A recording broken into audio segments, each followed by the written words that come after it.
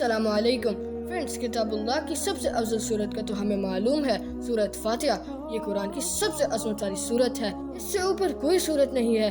یہ قرآن کی واحد صورت ہے جس کی تعریف میں اللہ رب العزت نے آیات نازل کی کہ اے نبی صلی اللہ علیہ وسلم، ہم نے آپ کو 7 آیات جو بار بار دہرائی جانے والی عطا فرمائی اور قرآن عظیم عطا کیا، کیونکہ ویورز اس صورت میں توحید، عقیدہ آخرت اور بندے اور رب کا معاملہ عبادت والا موجود ہے۔ اس لیے سورت فاتحہ ایسی پرفیکٹ ہے کہ اس کو ام القرآن یعنی قرآن کی ماں بھی کہا جاتا ہے۔ لیکن فرینڈس، کیا آپ کو معلوم ہے کہ قرآن کی سب سے افضل آیات کون سی ہے؟ آئیے جانتے ہیں۔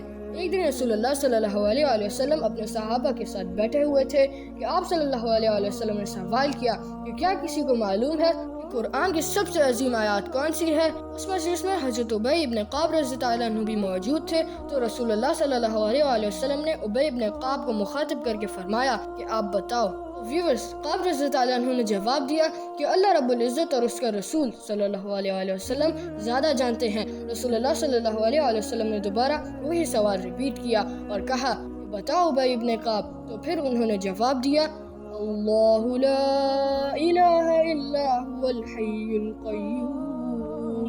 جب رسول اللہ صلی اللہ علیہ وسلم نے یہ آیات سنی تو بہت خوش ہوئے اور ابی ابن قعب کے سینے پر ہاتھ مار کر فرمایا اللہ کی قسم قعب، تمہیں یہ علم مبارک ہو۔ یعنی فرینڈس، قرآن کی سب سے افضل آیت الکرسی ہے۔